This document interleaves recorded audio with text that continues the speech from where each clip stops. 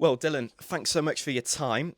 Um, let's start. Obviously, you're the founder of Darts Cymru, so let's start there. Hmm. What sort of made you want to set up an account that was dedicated to darts here in Wales? Well, to be honest, Harry, I was a frustrated darts fan. Somebody who was seeing how much success Gerwyn and Johnny were having on a regular basis, but having to trawl through, the internet, BBC Sport pages in Wales, and there was no sign of anybody sort of covering that success.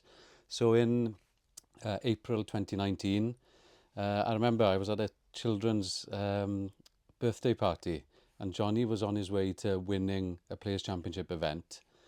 And I just thought to myself, if he wins today now, who is actually going to report on this? And I kept coming back, playing sort of mind games with myself, thinking nobody's going to say anything. So I thought it had been on my mind for a couple of months, thinking of starting a channel. So that Sunday afternoon, I remember I thought I'll start a Twitter channel called PDC Cymru, I called it at the time, and posted that Johnny had won and a bit of a summary of those results. And very quickly it became apparent there were other people out there who felt the same as me, who were looking for news about Welsh darts, but obviously couldn't find it anywhere. And PDC Cymru was the answer at that time. So yeah, looking back 5 years, it's come a very long way now, and I believe people are depending on what I do share with them. And with something like this as well, you obviously need a passion. So when did you sort of get into darts and everything like that?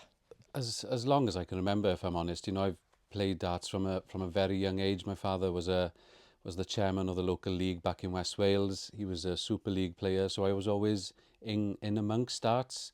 Um, First sort of playing memory, sort of bringing the dartboard down from upstairs. I remember putting it on the sofa and just throwing for hours, at a low height.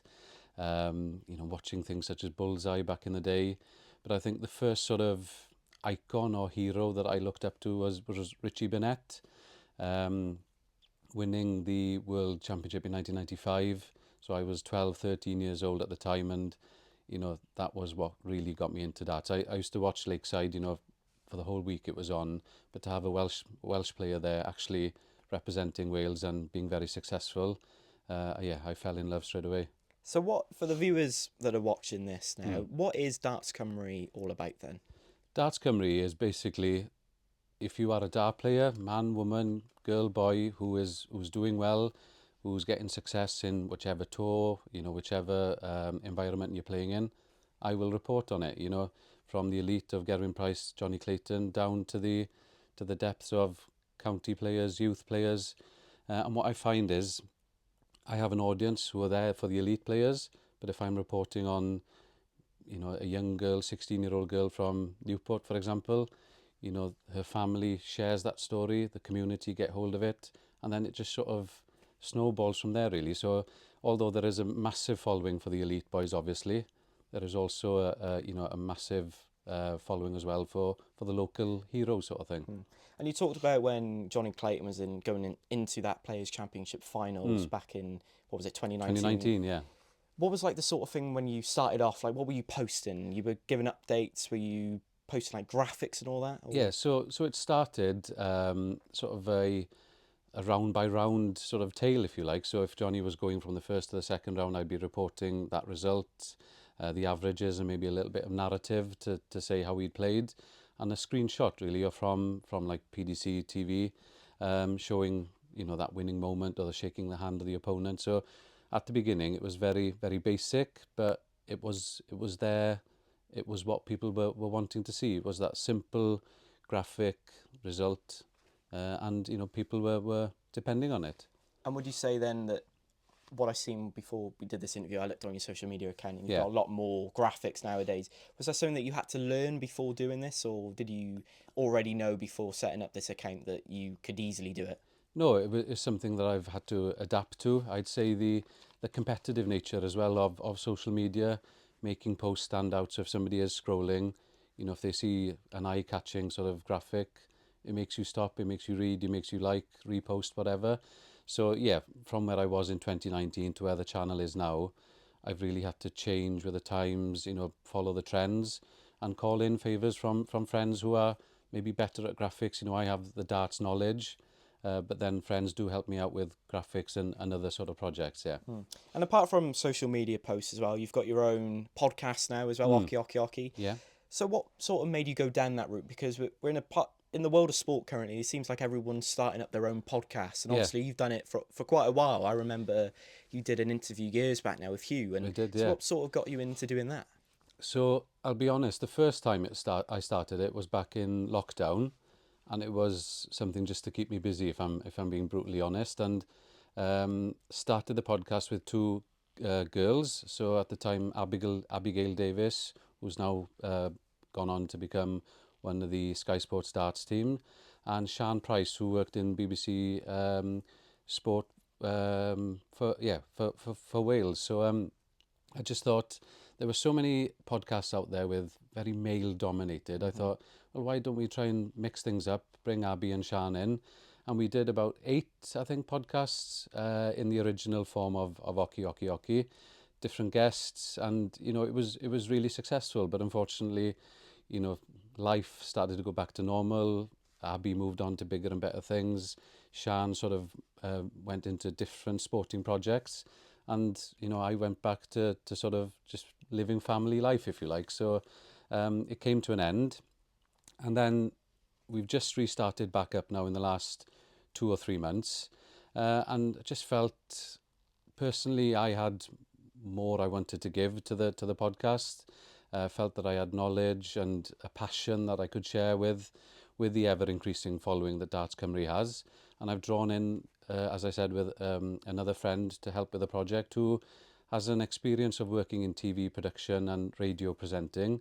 So he plays sort of the host role, if you like, and then I just dip in and out with sort of the darts knowledge. So since starting Darts Cymru as well, how much has darts changed over the years, in your opinion? It's how can I put it? When I first started in 2019, it was very much a hobby. I found it. It was a couple of tournaments every other weekend. Whereas now, 5 years down the road, there's darts nearly 7 days a week if you follow the Modus and all the different organisations. I'd say it's much more professional. The PDC have really sort of polished up the sport, changed the stereotypical, you know, well, when I was a kid, you'd think of darts, like a dark, dingy dartboard in a corner of a pub, bald, quite fat men sort of thing. Whereas now, the image has really changed. You have, people like Luke Humphries, the world number one, a real sort of professional, polished individual.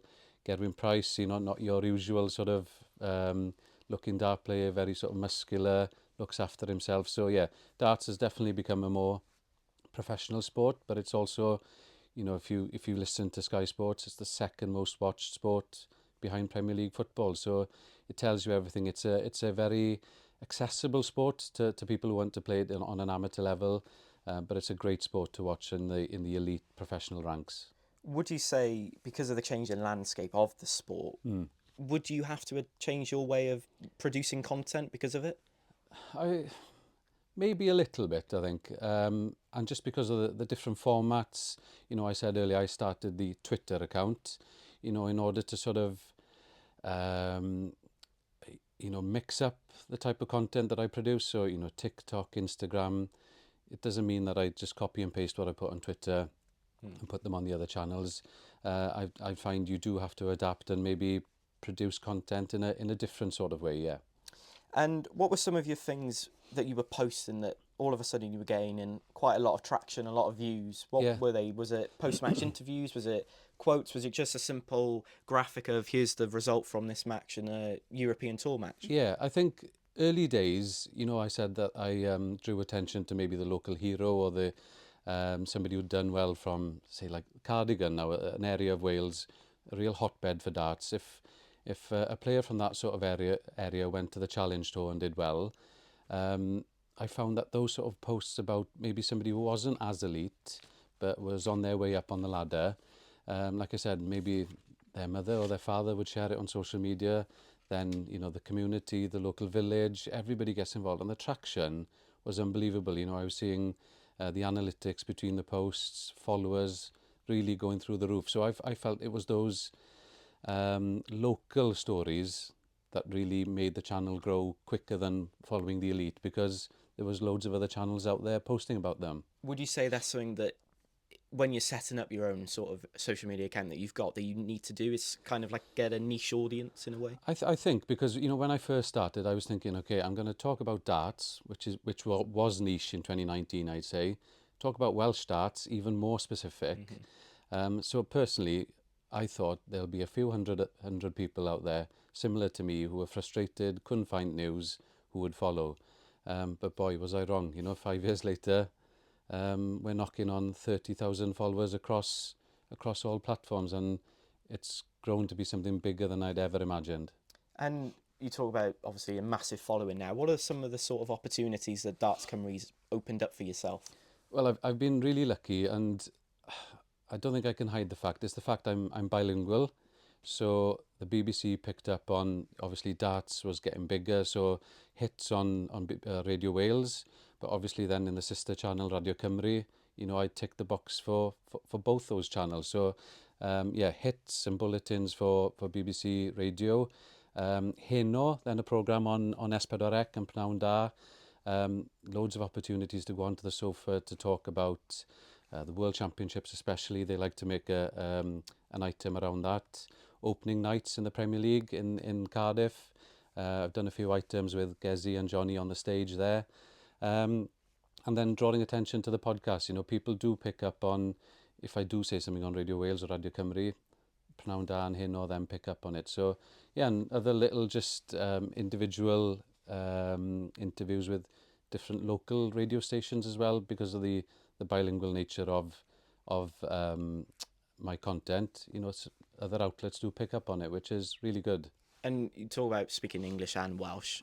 For someone that perhaps is starting sort of a podcast here in Wales or like a social media account, do you think that's kind of a must that they need to be able to speak both languages if they want to grow quite big here in Wales? I wouldn't say it's a must, but I think it's a real useful asset to have in your back pocket. You need to make your content stand out, and I think having that sort of bilingual skill as something to use as a unique selling point would make your podcast or content stand out, definitely, yeah. And lastly, from me, for people that are listening now, they would be probably thinking, I want to set up my own social media account. What would be, you've gone there, you've done it now, you've got a big following. What would be some of your tips and tricks that perhaps they can take from this interview and put into their own work in the future? Yeah, I think three things I'd pick up on. Passion. You need the passion for the sport or the project, whatever you're going to be reporting on. Consistency. If you're posting something about an European tour or a Players Championship tour, if you're doing it for the first event, you need to make sure that you're there for the following 13 or the following 34, because people think, oh, Darts Cymru post about that. So make sure you're consistent with your content.